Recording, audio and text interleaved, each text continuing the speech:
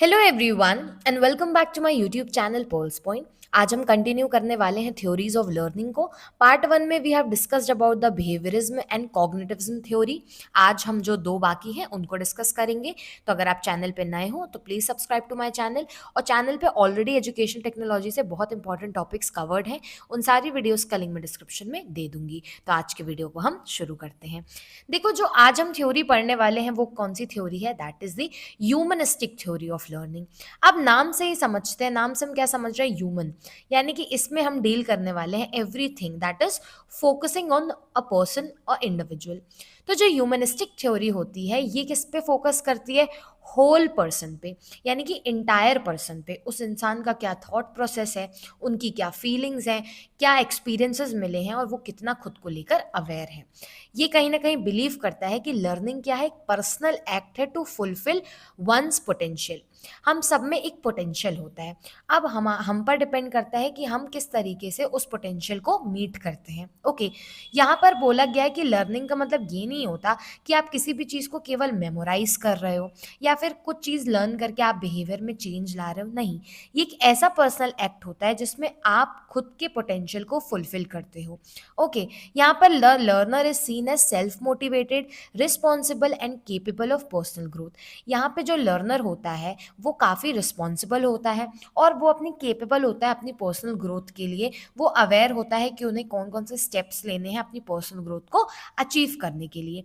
ये theory emphasise करता है कि कितना इंपॉर्टेंट है एक सपोर्टिव, एक केयरिंग एनवायरनमेंट होना एक लर्नर के अराउंड, जिससे वो अपना बेस्ट क्या करे? प्रोवाइड कर सके। इसके की थिंकर कौन थे? अब्राहम मैस्लो थे।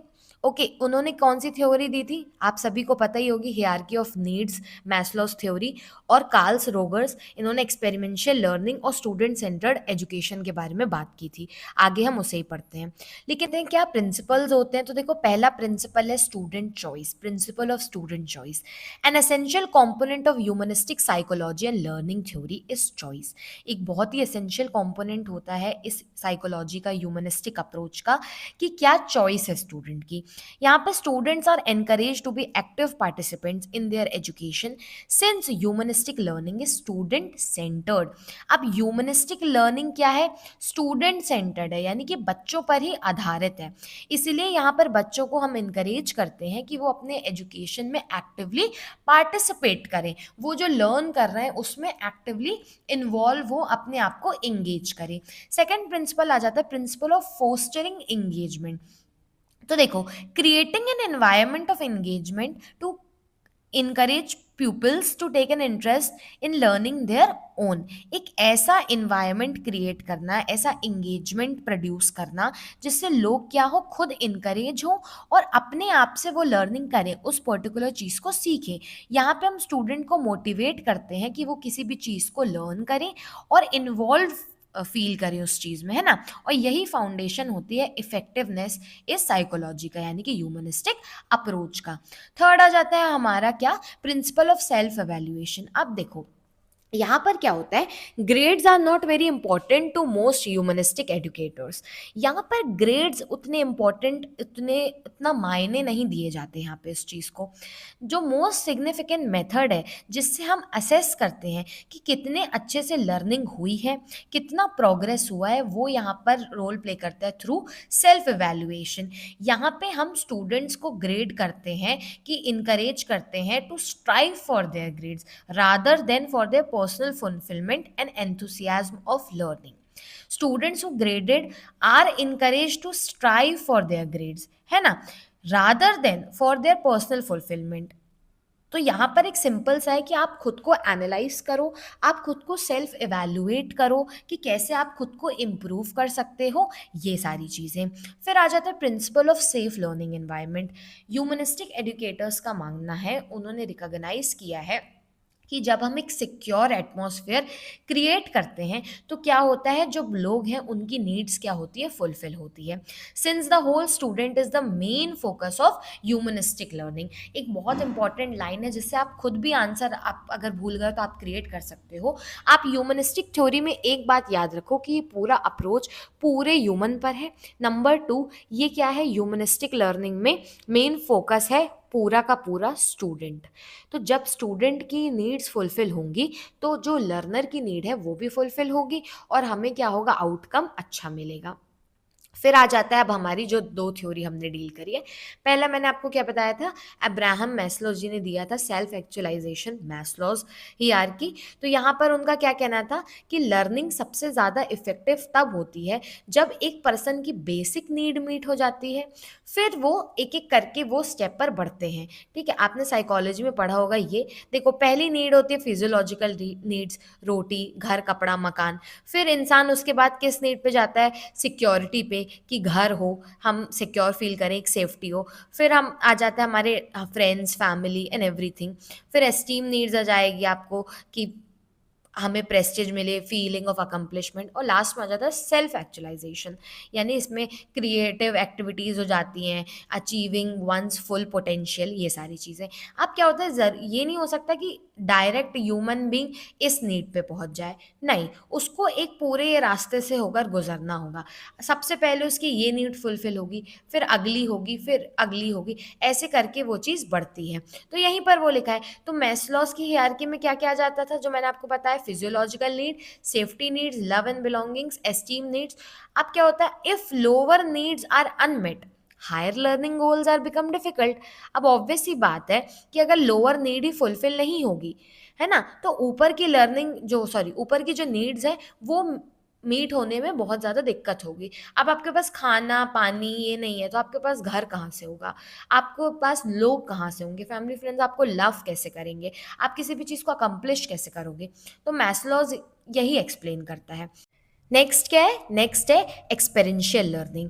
एक्सपेरिंशियल लर्निंग किसने दिया था, ये कार्ल्स रॉगर्स ने बोला था। इनका मतलब है real learning happens when it is meaningful and related to learning experiences.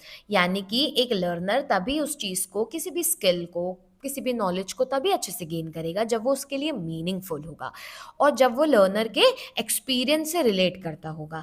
The role of teacher is not to control but to facilitate learning by creating a supportive environment. अब teacher का काम यहाँ पर ये नहीं है कि वो बच्चे को फुली कंट्रोल कर ले, यहाँ पे बेसिकली उनका ये एम है कि वो एक इतना अच्छा एनवायरनमेंट प्रोवाइड कर पाए, इतना सपोर्टिव एनवायरनमेंट प्रोवाइड कर सके कि जो लर्नर है वो बहुत ही अच्छे से लर्निंग कर पाए। लर्नर यहाँ पर फ्री होना चाहिए टू एक्सप्रेस, उन्हें जो भी क्वेरी है, जो भी वो फील कर रहे हैं, यहाँ पर वो अच्छे से एक्सप्रेस कर सकते हैं। जो भी चीज़ें उन्हें एक्सप्लोर करना है वो उस चीज़ को कर सकते हैं। अपने लर्निंग जर्नी में जो भी डिसीजंस हैं इंपॉर्टेंट, यहाँ पर वो खुद लेते हैं। तो यही है रेलेवेंस क्या है नर्सिंग में हमारी ह्यूमनिस्टिक थ्योरी का। देखो, पेशेंट केयर की बात करेंगे तो नर्सेज अपने ह्यूमनिस्टिक प्रिंसिपल्स को अप्लाई करती हैं विद एम्पैथी, रिस्पेक्ट और डिग्निटी के साथ, है ना। जब भी हम किसी पेशेंट को ट्रीट करते हैं तो हम ये हमारे नर्सिंग एथिक्स होते हैं कि हम उन्हें एम्पैथी, रिस्पेक्ट और डिग्निटी प्रोवाइड कर सकें। यहाँ पर हम फोकस करते हैं कि पेशेंट की इमोशनल और साइकोलॉजिकल नीड्स जो हैं वो क्या हो, फुलफिल हो along with the physical care. आप फिजिकल केयर तो प्रोवाइड कर ही रहे हैं उनके ट्रीटमेंट के लिए, लेकिन यहाँ पर हम उनकी इमोशनल और साइकोलॉजिकल नीड्स का भी ख्याल रखते हैं। पर्सनल डेवलपमेंट में क्या इंपॉर्टेंट है, ये कहीं ना कहीं नर्सेस के लिए भी इंपॉर्टेंट होता है कि आप इमोशनली इवॉल्व होते हो, आप ग्रो होते हो, आप प्रोफेशनली आगे बढ़ते हो, आपको समझ में आता है एथिकली कैसे आपको हमारी सोसाइटी पे एक्ट करना है। अब हम बात कर लेते हैं हमारी लास्ट थ्योरी के बारे में, that is constructivism theory of learning. क्या बोलती है कंस्ट्रक्टिविज्म थ्योरी, देखो ये बोलती है कि लर्निंग क्या है, लर्निंग एक एक्टिव प्रोसेस है जहाँ पर लर्नर बिल्ड या फिर कंस्ट्रक्ट होता है with their own understanding and knowledge based on their experiences. Construct यानी कि मतलब बनना, है ना। तो यहाँ पे लर्नर खुद क्या होगा, इवॉल्व होगा, वो खुद अपने एक्सपीरियंस के बेसिस पे ग्रोथ करेगा। It means student don't receive information, ये क्या है, एक्टिव प्रोसेस है, पैसिव प्रोसेस नहीं है। यहाँ पे क्या है, दोनों का एंगेजमेंट हमें देखने को मिलेगा। यहाँ पे लर्नर केवल एक बात से सुनेगा नहीं कि टीचर कुछ पढ़ा रहा है तो वो सुनेगा, नहीं, यहाँ पर वो खुद एक्टिवली पार्टिसिपेट करेगा। They make sense of it in their own way by connecting it with what they already know. यहाँ पर वो कहीं ना कहीं कनेक्ट करेंगे जो उनको आता है उस चीज को नई चीज से। शॉर्ट में बोले तो learners are not empty vessels to be filled with facts but active participants in making meaning. यहाँ पर वो एक एम्प्टी वेसल की तरह काम नहीं करते जो जिनमें में फैक्ट्स भरे हुए हैं, नहीं, वो ऐसे एक्टिव पार्टिसिपेंट है जो किसी भी चीज़ का मीनिंग निकालते हैं, है ना, उसको पुरानी चीज़ को नई चीज़ से रिकनेक्ट करके। अच्छा, अब डेफिनेशन क्या देखने को मिल रही है? ब्रूनिंग, शॉ और रोनिंग क्या बोल रहे हैं कि कंस्ट्रक्टिविज्म में क्या होता है? It is mostly discuss that what kind of contribution is being made by a particular student in knowing and learning about particular object through both individual and social activities. यहाँ पर हम देख रहे हैं कि कितना contribution, what kind of contribution एक particular student provide कर रहा है, कितने हद तक वो पार्टिसिपेट कर रहा है उस चीज़ को रिलेटेड, जो भी चीज़ वो लर्न करना चाह रहा है। ओके, वो यहाँ पर हम डील करते हैं। की थिंकर कौन थे? जीन थे, जिन्होंने फोकस किया था इंडिविजुअल ऑफ पर्सनल कंस्ट्रक्टिविज्म, यानी कि लोग कैसे अपने आप को बिल्ड कर रहे हैं एक्सपीरियंस के थ्रू। और लेव ने क्या बोला? सोशल कंस्ट्रक्टिविज्म की बात करी है कि how people learn through interaction with others, यानी कि वो कैसे दूसरों के साथ मिलकर सीख रहे हैं, है ना। एक तो होता है देखो इंडिविजुअल ग्रोथ, यानी कि आप एज अ इंडिविजुअल क्या सीख रहे हो। एक होता है सोशल एक्टिविटीज के थ्रू कुछ सीखना, जब आप लोगों से सोशली इन्वॉल्व होते हो, इंटरैक्ट करते हो, तब आप क्या सीखते हो, वो सारी चीजें। ठीक है, कैरेक्टरिस्टिक क्या होता है हमारे कंस्ट्रक्टिविज्म का? पहला ये एक अप्रोच है बिटवीन कॉग्निटिव एंड ह्यूमनिज्म, है ना। यहाँ पर हमें एक ऐसी अप्रोच है जो बीच में आती है कहीं ना कहीं, कॉग्निटिव, यहाँ पे कॉग्निटिव एबिलिटीज भी देखने को मिलती है, प्लस ओवरऑल ह्यूमनिज्म में हम ह्यूमन के बारे में डील कर रहे हैं वो भी। इस व्यू से लर्निंग क्या है? एक एक्टिव प्रोसेस है जहाँ पे हम नॉलेज को कंस्ट्रक्ट कर रहे हैं एक इंडिविजुअल में। इस अप्रोच से knowledge is constructed on the basis of personal experiences and hypothesis are continuously tested. जो भी हाइपोथेसिस बन रही हैं वो हम कंटिन्यूसली इसमें टेस्ट करते हैं, और पर्सनल एक्सपीरियंसेस पे जो भी इंसान सीख रहा है वो कंस्ट्रक्ट कर रहा है। ओके, तो ये हमने पूरा डील कर लिया था। एक छोटा सा कंपैरिजन है, अगर आपको एग्जाम में बनाना हो तो आप ये बना सकते हो, तो इससे आपको और अच्छे मार्क्स मिल जाएंगे। तो लर्निंग थ्योरी हमारी बिहेवियरिज्म है, कॉग्निटिज्म है, ह्यूमनिज्म और कंस्ट्रक्टिविज्म है। तो ये अपना हमने बोल दिया था कि बिहेवियर क्या होता है? एक्वायर्ड होता है इंटरेक्शन के थ्रू आपके एनवायरनमेंट में। कंडीशनिंग के बहुत इंपॉर्टेंट यहाँ पे रोल है, हमने बात की थी पनिशमेंट की हो गया, चाहे वो रीइंफोर्समेंट की हो गया। कॉग्निटिव में हमने ये थ्योरी एम्फेसाइज किया था on the procedure than the behaviours, जो एक लर्नर ऑब्जर्व करता है। लर्निंग एक्सटर्नली नहीं शो होती, यहाँ पर हम इंटरनल कनेक्शंस जो भी हमारे ब्रेन में प्रोसेसेस हो रहे हैं उसमें बात करते थे। ह्यूमनिज्म में एक लर्नर सेंट्रिक अप्रोच है जहाँ पर हम इंसान तब तक मेहनत करता है, तब तक अपने डिज़ायर को रखता है जब तक अपने वो फुल पोटेंशियल को गेन ना कर ले। और कंस्ट्रक्टिविज्म में यहाँ पे हम नॉलेज को क्रिएट करते हैं rather than simply absorbing it. यहाँ पर हम केवल सीखते नहीं हैं, खुद अपने आप को बिल्ड करते हैं। तो ये पूरा एक डिस्क्रिप्शन है, ये जो नोटेबल थ्योरिस्ट इन्होंने जो दी है उनका नाम है, और यहाँ पे टेक्नोलॉजिकल गाइडेंस लिखी हुई है। तो आई होप आपको ये वीडियो क्लियर होगा। अगर आपको कोई भी क्वेरी है तो आप कमेंट कर सकते हो, और अपने फ्रेंड्स के साथ ज़रूर शेयर करना, और मिलते हैं हम नेक्स्ट वीडियो में। Thank you so much guys.